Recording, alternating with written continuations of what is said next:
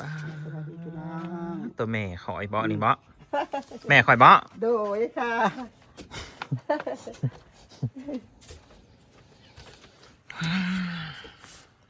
บาดีพี่น้องแค่ตื่นขึ้นมา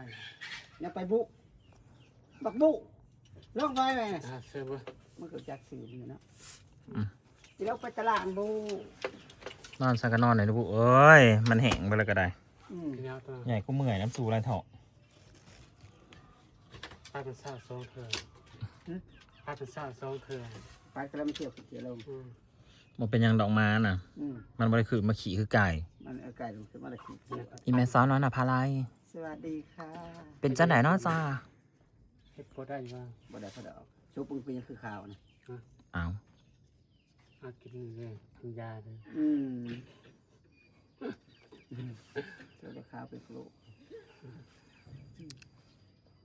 ต่อไปมันกันระวังโตทะเลจอยเอ้ยกินหยังก็ได้ นั่นแหละจะบอกเพื่อนมึงกินเขียมคมได้ไหมมึงกินท่านกบได้ เซฟตัวเองอะไร ต้องคนนำไปกินอยากกิน FC ก็แนะนำมาก็หลายอย่างอยู่ก็ขอบคุณหลายๆที่แนะนำพี่น้อง ลายเด้อน างกะไตอักเสบ อืม เป็นนิ่วในไตพร้อม อันตัวเหนียวนะเรา บ่ปานใด บ่ปันไดเราเอากินนะกินมันยังเสียวอันตัวมาอัพเสียนั่นหรอยานจะตัวอัพเสีย แม่คันว่าถึกเซิงเลยกีอักเสบไม่ใช่เนาะแม่เนาะยังไง แม่น ที่อัพเสียได้สิบทปัว มีแห้งสันซะ สิเกิดไปรอดอะไรเด้อบักบี้ นอนอะไรคันกีอักเสบยังว่าถึกเซิงมีแห้งเนาะ ก็ยังสิหายาทา อ่า ก็ยังบอกก็ยังสิภูมิใจ แม่น ว่าถึกเซิง ยังดีใจได้ด้วย อันนี้เซิงกับบ่ได้เซิงถึกเซิงกับบ่ได้เซิงหลุดเทมพมาอักเสบก็บ่ไหวเด้อเฮ้ย ยังไปต่อยังไปซูนเนาะอยู่ในยังไปอัพเสีย นั่นแล้วอีจอยการที่แบบอยู่ตัวคนเดียวมันเป็นจังสี่แล้วก็ต้องแบบดูแลตัวเอง บอกไปครับกินเหมือนกัน ก็คือมีผัวใครแน่หากอีแมนเรามีแต่ดูแลผัวผมส่วนมากนะผัวเราอยากตาย จะพูดตา เนาะแม่แล้วถ้าให้มันหนุ่มมันหน่อยก็จะเอาไปอยากตายเนาะได้เป็นศาสตร์ มาว่าผมบริปากไป อืม เบิ่งอาราเดอร์ป่ะ อืม คำเจ้าเทพอีเถาเป็นไฟสิดูแลจะไม่ใหญ่กระงงอมป่ะ อืม คำจะเมื่อเป็นอยู่แล้วไม่ใหญ่จะตายแล้ว โอ้ย บ่ได้เป็น ไผสิไปเบิ่งหัวมันแม่ เอาว่าแม่ มันบอกบ่พังความเห็นแล้วบอกเห็นบอกจังหวะ FC มาบอกว่าพ่อแม่กะถิ่มปลาลูกโอ้ยก็เป็นกูสิบอกให้มันไปตายพูดบอกก็บ่ฟังอาลีพี่น้องมันบอกบ่ฟังบักหลังนั้น เราเมื่อยแล้ว แล้วก็ชิมไงว่าเอาดีนั่นแหละ ทั้งพ่อทั้งแม่นะเขาเจ้าเมื่อยแล้วเมื่อยน้ำบักหลังนั้น แม่เขาเจ้ากับบุตร สิว่าเอาซะเออ เวลามาอยู่เนี่ยมันเขาเจ้าก็ดีใจ มาอยู่ในนี้เขาจะดีใจอีแม่ดูแลมันแต่วันนี้หลายคนที่คิดว่าอยากให้บักหลังเลิกกับอีแม่ซ้อนป้ากับอีแม่ซ้อนนะให้บักหลังไปมีอันผู้ใหม่ไปมีอนาคตนะมันสิมีอนาคตแบบใดคำว่าเลิกอีแม่ซ้อนไปแล้วไปสูบแต่หมา นี่แต่สิพร้อมตาย สูบหมามาราธอน ดังเลย จักสิสอกตายหรือสิพร้อมตายเลยคิดพิษแล้วว่าสิให้เลิกกับอีแม่ซ้อนนั่น แม่เจ้าเราดูแลดีแต่ค่ะเจ้าขืดเบิ่งมาคำเจ้าชิมเงินนอนเป็นสับงาบคือเนี่ยอยู่นั่นเป็นใหญ่นั่น เจ้าจงอยู่น้ำขออีกคนมีวีซ่าวะเดี๋ยวนี้ จะเป็นยังมาขอยเป่าปูดเอา FC บอกว่าให้เจ้านะเป่าไอ้จ่อยแม่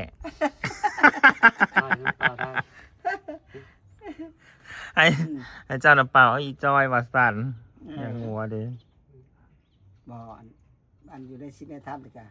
บักไม้อันนี้ยังว่ามันเป็นเดี่ยวผูกเงี้ยวนะบักไม้นี่บักไม้ลูกไม่พอประชุมนี่นะสูตรสว่านสูตรเนาสูตรสว่านคือมันนี่มันไปกินน้ำมันสูตร แล้วก็จอยก็คล้ายๆแบบตัวคนเดียวแหละอยู่ในนี้เฮาก็เบิ่งอยู่ดอกแล้วมื้อนี้นะความตั้งใจเฮานะว่าเฮาน่ะสิเข้าไปในเมืองความตั้งใจเฮาน่ะเด้อว่าสิเข้าไปในเมืองแหละแล้วสิไปทอนเงินเลยว่าสิไปซื้อเครื่องแน่ อืม จะผู้ใหญ่ใจดีเพิ่นซื้อเครื่องเฮาแล้วเพิ่นก็โอนเงินมาให้แล้วครับเฮาก็จะไปซื้อเครื่องแน่ก็คือพี่น้อยอะไรเพิ่นโอนเงินมาให้แล้วนะ อืม สิไปซื้อเครื่องแล้วก็สิซื้อเสื้อขาวซื้อสูตรเขาห้องเฮียนให้บักอ้วนแล้วก็สิพาอีจอยนะไปกวดวะสิไปกวดเลือดก็สิเบิ่งไปตามสภาพพะแหละ ทางหมด ว่าเงินมันเพียงพอบ่พอก็เฮาสิตื่มอยู่ อืม บ่แม่นว่าสิป้าสิถิ่มว่าสิปล่อยมันตายเลยดอก สี่สาสิบ ก็สิตื่มอยู่ดอกว่าสิพามันไปกวดเลือดไปกวดหยังแล้วบัดนี้ พอดีเอื่อยมันโทรมาว่าให้ไปกวดนี่ก็เลยมันก็ไปกวดนี้ก็ฟังเบิ่งมันสิเป็นจังไดหลังจากที่กินยาตัวนี้แหละแล้วสิไปซื้ออันเสื้อผ้าของโรงเรียนให้บักอ้วนแล้วสิเอามันเมื่อส่ง แม่น ความคิดของเฮาหน้าตอนเช้านั่น มันก็คือ พ่ออันช่วงบ่ายมากเพราะว่าบักซินพะแลนเมื่อเบิ่งแม่พัดเรากับบสบายนี่เนาะนายดองนะก็ได้ แล้ว เป็นตาสงสารแล้วได้ผู้เฒ่า แม่น เชียว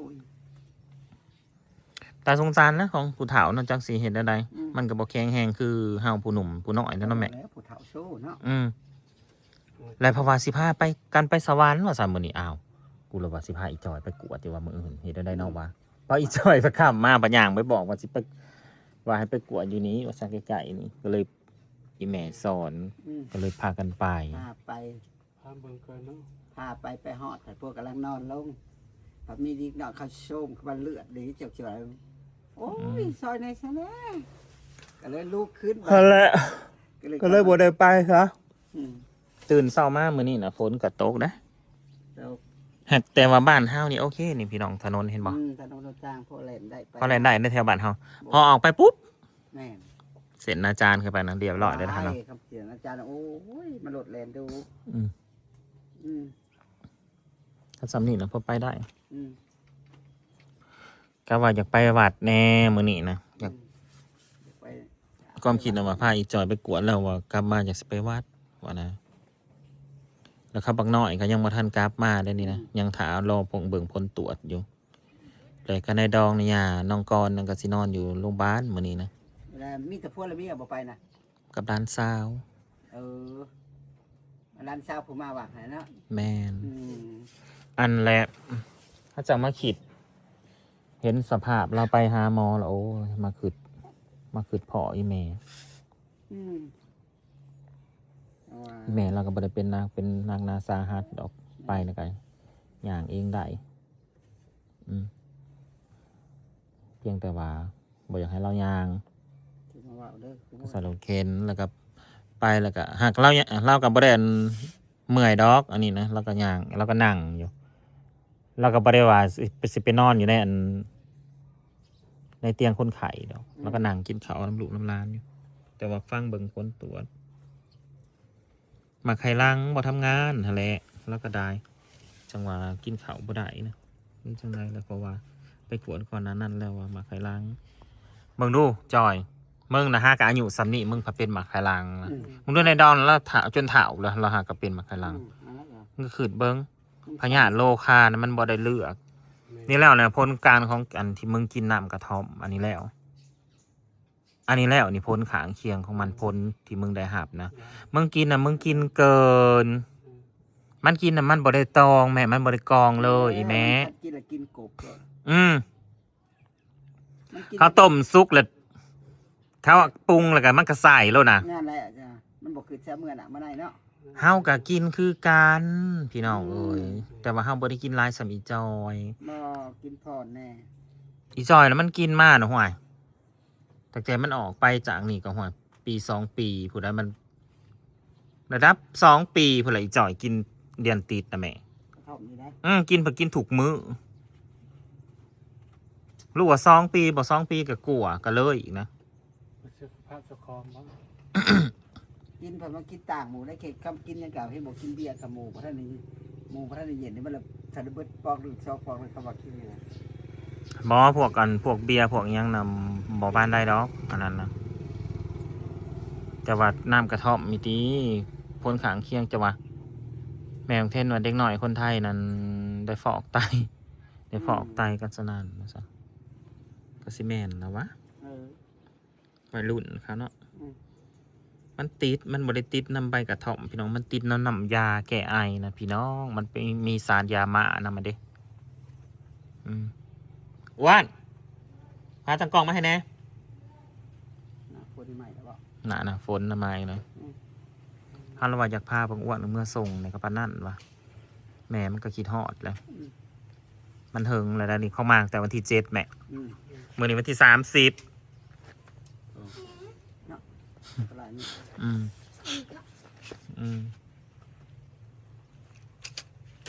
เท่าไรแม่7 ที่ 8 9 10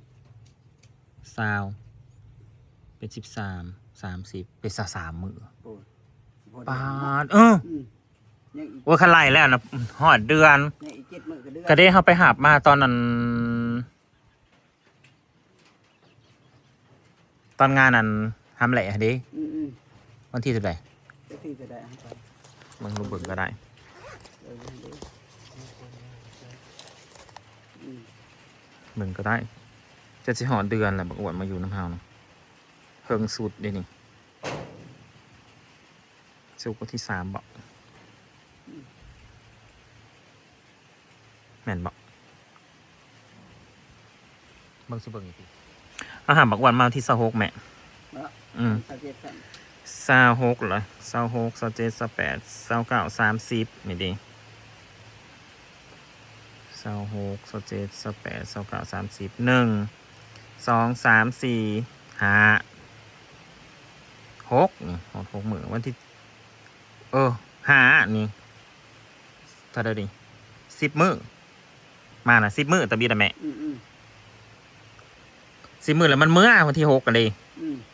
ตื่นเช้ามาวันที่7 ลูกไปเอาอีกกันดิ ลบกันได้ว่าพี่ร้อนเกิดเนาะ 10 มื้อ33 มื้อ โอ้เดือนไปเนาะ อ๋อ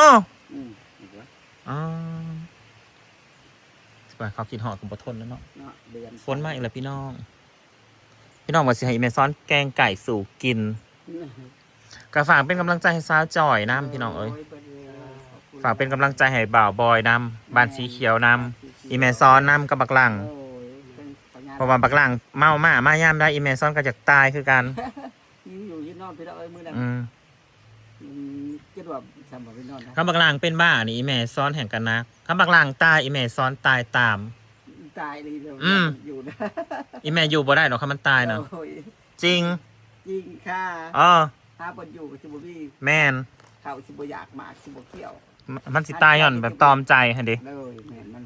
แห่งหลาเรื่องลงไว้ได้เก็กซะ อืม เอาไปคิดเก็กซะให้หลาเรื่อง คิดถึงอยู่ พอมาได้กินข้าวกินน้ำแล้วร่างกายทางในบัดนี้มันก็บ่ทำงานแล้วก็มันก็ แม่น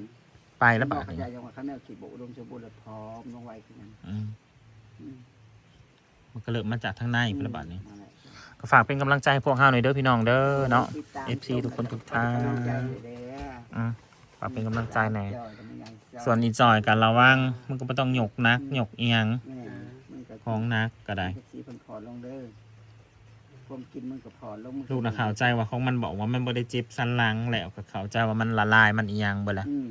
ไปกวดไปเห็นกับเบิด2หน่วยบาทนี่ อืม ตอนนั้นแค่หน่วยเดียวเด้อ หน่วยหนึ่งพันนี่หน่วยเพื่ออัพเสบบัดนี้ อ้าว อันตะกี้มันประกวดตะกี้มันไม่เป็นหน่วยนี่นะบ่ อืม หน่วยนั้นยังอุดมสมบูรณ์ อืม บัดนี้ไปเป็นอัพเสบครับ กินแบบนี้เลยกินดอกคลัม อืม เดี๋ยวสิปิดกล่องแล้วสิบอกอีสุอีจอยฟังหลังไม้ซ้ำนี้เด้อพี่น้อง อ